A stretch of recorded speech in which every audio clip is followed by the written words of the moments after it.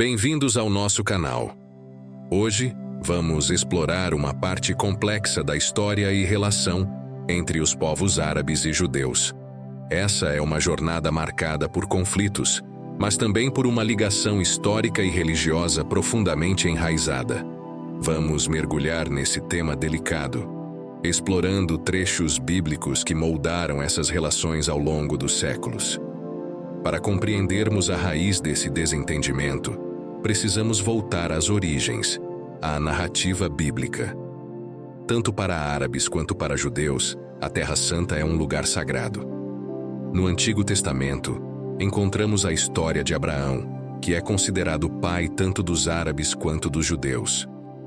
Como consta nas Escrituras, então o Senhor disse a Abraão: saia da sua terra, do meio dos seus parentes e da casa de seu pai, e vá para a terra que eu lhe mostrarei. Farei de você um grande povo, e o abençoarei. Tornarei famoso o seu nome, e você será uma bênção. Abençoarei os que o abençoarem, e amaldiçoarei os que o amaldiçoarem. E por meio de você todos os povos da terra serão abençoados. Gênesis 12, 1-3. Aos seus descendentes dei esta terra, desde o ribeiro do Egito até o grande rio, o Eufrates. Gênesis 15, 18. Essas promessas divinas de descendência numerosa e uma terra prometida a Abraão estabeleceram uma conexão especial entre os descendentes de Ismael, considerados ancestrais dos árabes, e os descendentes de Isaque, considerados ancestrais dos judeus, tornando-se fundamentais para a formação desses povos. Abraão e a aliança com Deus. Por isso, o ponto de partida é geralmente considerado com Abraão, um patriarca que, segundo a Bíblia, viveu em Ur dos Caldeus, região que hoje é parte do Iraque. Deus fez uma aliança com Abraão, prometendo-lhe descendência numerosa e uma terra, Canaã, uma área no Oriente Médio que inclui partes de Israel, Palestina, Líbano, Jordânia e Síria, região conhecida hoje como Levante, como herança. Abraão, sua esposa Sara e seu sobrinho Ló migraram para Canaã, em obediência a essa aliança divina. Segundo a narrativa bíblica, Sara, esposa de Abraão, era incapaz de ter filhos. Em um esforço para cumprir a promessa de Deus de tornar Abraão o pai de uma grande nação, Sara ofereceu sua serva egípcia, Agar, a Abraão como concubina. Desse relacionamento nasce Ismael. Ismael é uma figura importante na tradição bíblica e no Islã. Ele foi o filho mais velho de Abraão e Agar, a serva de Sara. A história de Ismael é relatada no livro de Gênesis no Antigo Testamento, bem como no Alcorão, o livro sagrado do Islã. A situação ficou complicada quando Sara finalmente concebeu e deu à luz a Isaque, o filho da promessa. Sentindo ciúmes e conflitos em casa, Sara pediu a Abraão que expulsasse Agar e Ismael. Relutantemente, Abraão concordou, e Agar e Ismael foram enviados ao deserto. História islâmica. No Islã, a história de Ismael é semelhante, com algumas variações. Ismael é considerado um profeta e uma figura importante na genealogia dos árabes. De acordo com a tradição islâmica, Abraão e Ismael foram encarregados por Deus de construir a Caaba, o santuário sagrado em Meca. A tradição islâmica também relata que Ismael e sua mãe foram deixados no deserto de Parã, próximo a Meca, por Abraão. Deus teria providenciado água para eles, e a cidade de Meca eventualmente cresceu nesse local. Os muçulmanos acreditam que a pedra negra incorporada na Caaba foi um presente de Deus a Ismael. Em ambas as tradições, a descendência de Ismael é considerada ancestral de várias tribos árabes, e sua história destaca a complexidade das relações familiares e a realização das promessas divinas, conforme interpretadas nas tradições judaica, cristã e islâmica. De acordo com a narrativa bíblica no livro de Gênesis, Abraão e Sara tiveram um filho chamado Isaque. Isaque foi o filho da promessa, nascido quando Abraão e Sara eram idosos, após anos de infertilidade de Sara. A genealogia de Abraão continua através de Isaque, e ele se torna um personagem central na história do povo judeu.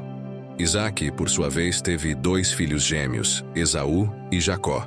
Jacó mais tarde recebeu o nome de Israel após lutar com um ser divino. Os 12 filhos de Jacó, também conhecidos como os filhos de Israel, se tornaram os patriarcas das 12 tribos de Israel. Dessa forma, Abraão e Sara são considerados os ancestrais dos patriarcas das tribos de Israel, de acordo com a tradição bíblica. Essa linhagem é central para a história do povo judeu no contexto do Antigo Testamento. Migração para o Egito.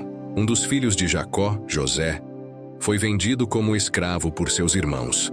Porém, depois de um tempo, tornou-se governador do Egito. Durante uma época de fome, José convidou sua família a se mudar para o Egito. Os descendentes de Jacó viveram no Egito por várias gerações. No entanto, com o tempo, os hebreus se tornaram escravizados pelos egípcios. Cerca de 400 anos depois, Êxodo e Moisés. Deus chamou Moisés para liderar os hebreus na libertação do Egito. Após uma série de eventos, incluindo as pragas do Egito, os hebreus fugiram do domínio egípcio no episódio conhecido como o Êxodo. No Monte Sinai, Moisés recebeu os 10 mandamentos e outras leis que formariam a base da religião hebraica. Conquista de Canaã. Após anos de peregrinação no deserto, os hebreus liderados por Josué conquistaram Canaã, a terra prometida. Contudo, ao longo da história, essa conexão especial muitas vezes foi obscurecida por conflitos territoriais, políticos e religiosos. Desde as cruzadas até os conflitos modernos, a região testemunhou tensões constantes, conforme revela as Escrituras Sagradas. Vocês ouvirão falar de guerras e rumores de guerras, mas não tenham medo. É necessário que tais coisas aconteçam, mas ainda não é o fim. Nação se levantará contra nação e reino contra reino. Haverá fomes e terremotos em vários lugares. Tudo isso será o início das dores. Mateus 24, 6 a 8. Reino de Israel.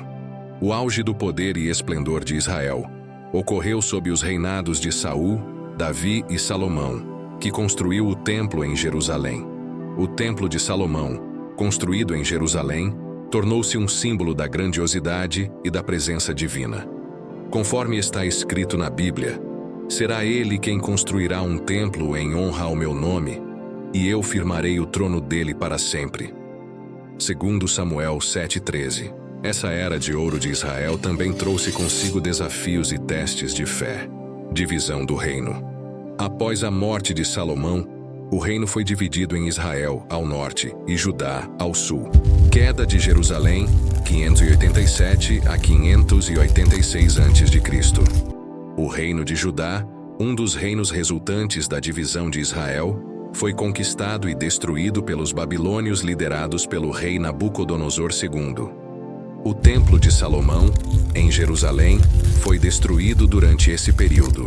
De acordo com este versículo, o remanescente de Israel não cometerá injustiças. Eles não mentirão, nem se achará engano em suas bocas. Eles se alimentarão e descansarão, sem que ninguém os amedronte. Sofonias 3:13. Essa esperança manteve a chama da identidade e fé judaica acesa durante os anos de diáspora. Cativeiro babilônico. Ambos os reinos enfrentaram cativeiros. Israel pelos assírios e Judá pelos babilônios. Grande parte da população judaica, incluindo a elite, sacerdotes e artesãos, foi deportada para a Babilônia. Isso é conhecido como o primeiro cativeiro babilônico. Durante o exílio, os judeus viveram como uma comunidade exilada na Babilônia. Muitos deles se estabeleceram e criaram comunidades lá. Os judeus enfrentaram o desafio de manter sua identidade religiosa e cultural. Isso levou a uma ênfase renovada na observância das leis e práticas religiosas, além de uma maior importância dada à Torá, manual de conduta para o judaísmo, onde contém as leis e ensinamentos religiosos. Com a ausência do templo, as sinagogas tornaram-se centros importantes de culto e estudo da Torá. Isso teve um impacto duradouro na prática judaica, mesmo após o retorno a Jerusalém. Após a conquista da Babilônia pelos persas, liderados por Ciro o Grande, em 539 a.C., foi emitido por Ciro um édito, permitindo que os judeus retornassem à sua terra natal e reconstruíssem o templo em Jerusalém, conforme conta os seguintes versículos bíblicos. No primeiro ano do reinado de Ciro, rei da Pérsia, para que se cumprisse a palavra do Senhor anunciada por Jeremias, o Senhor tocou no coração de Ciro, rei da Pérsia, para que fizesse uma proclamação em todo o território de seu domínio e a pusesse por escrito nestes termos. Assim declaro eu, Ciro, rei da Pérsia: o Senhor, o Deus dos céus, deu-me todos os reinos da terra e designou-me para construir um templo para ele em Jerusalém, na terra de Judá. Quem dentre vocês pertencer ao seu povo, vá para Jerusalém, e que o Senhor, o seu Deus, esteja com ele. Segundo Crônicas 36, 22, 23. Após o édito de Ciro, alguns judeus retornaram a Jerusalém sob a liderança de figuras como Esdras e Neemias. Eles desempenharam um papel crucial na restauração da comunidade e na reconstrução do templo e das muralhas de Jerusalém. Como diz na Bíblia Sagrada, então os líderes das famílias de Judá e de Benjamim, como também os sacerdotes e os levitas, todos aqueles cujo coração Deus despertou, dispuseram-se a ir para Jerusalém e a construir o templo do Senhor. Esdras 1:5. O período do exílio babilônico é um capítulo crucial na história judaica, moldando a forma como os judeus percebem sua relação com Deus, sua terra natal e sua identidade como um povo escolhido. No século XX, assistimos ao cumprimento de profecias com o estabelecimento do Estado de Israel, em 1948. Um renascimento nacional que ressoou com muitas passagens bíblicas sobre o retorno à terra natal, como demonstra nas seguintes escrituras. Assim diz o Senhor: quando se completarem os 70 anos da Babilônia, eu cumprirei a minha promessa em favor de vocês, de trazê-los de volta para este lugar. Jeremias 29:10.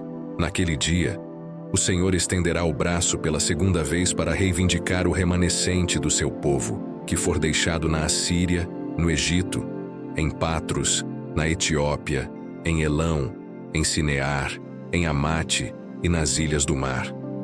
Ele erguerá uma bandeira para as nações a fim de reunir os exilados de Israel. Ajuntará o povo disperso de Judá desde os 4 cantos da terra. Isaías 11, 12. A fundação de Israel foi um momento épico, mas também desencadeou mais desentendimentos e disputas. Atualmente, Israel enfrenta desafios e conflitos, mas também testemunhamos esforços notáveis para a paz e convivência. No entanto, é fundamental lembrar que a história não é estática. Mesmo nas sombras do conflito, há histórias de coexistência e esforços por paz. E é exatamente por isso que o melhor a ser feito por ambos os povos é esquecer as desavenças e conflitos passados, parar de alimentar o ódio e a amargura, pois o que já aconteceu não voltará mais. Não podemos mudar o passado, mas podemos mudar o presente e, consequentemente, o futuro. Começar tudo de novo, cada povo com seus costumes e religião, sem intrigas, apenas se respeitando e querendo a paz. Somos todos filhos de Deus. Veja como a paz é enfatizada e valorizada nas escrituras sagradas a seguir. O Senhor dá força ao seu povo. O Senhor dá a seu povo a bênção da paz. Salmo 29:11. Deixo a paz a vocês. A minha paz dou a vocês. Não a dou como o mundo a dá. Não se perturbe o seu coração, nem tenham medo. João 14:27. Tu, Senhor, guardarás em perfeita paz aquele cujo propósito está firme, porque em ti confia. Isaías 26:3. Que o Deus da esperança os encha de toda alegria e paz, por sua confiança nele, para que vocês transbordem de esperança, pelo poder do Espírito Santo. Romanos 15:13. Mas a sabedoria que vem do alto é antes de tudo pura, depois pacífica, amável, compreensiva, cheia de misericórdia e de bons frutos, imparcial e sincera. O fruto da justiça semeia-se em paz para os pacificadores. Tiago 3, 17 e 18. Bem-aventurados os pacificadores, porque serão chamados filhos de Deus. Mateus 5, 9. Essas passagens bíblicas nos lembram da importância de buscar a paz, independentemente das diferenças. A esperança de um futuro pacífico, alinhado com as promessas bíblicas de justiça, permanece viva. Em meio a toda a complexidade, é crucial lembrar que as relações entre povos árabes e judeus têm raízes profundas, tanto históricas quanto religiosas. Hoje, enquanto refletimos sobre o passado, devemos também olhar para o futuro com esperança, buscando compreensão mútua e construindo pontes que transcendam as diferenças. Como diz nos versículos sagrados, venham, vamos refletir juntos, diz o Senhor. Embora os seus pecados sejam vermelhos como a escarlate, eles se tornarão brancos como a neve. Isaías 1, 18. Conheçamos o Senhor, esforcemo-nos por conhecê-lo. Tão certo como nasce o sol, ele aparecerá. Virá para nós como as chuvas de inverno, como as chuvas de primavera que regam a terra. Oséias 6, 3. O diálogo e a compreensão são caminhos para superar as cicatrizes do passado. Esperamos que este vídeo seja um convite à reflexão e à construção de um futuro mais harmonioso. Obrigado por nos acompanhar. Que Deus lhe abençoe.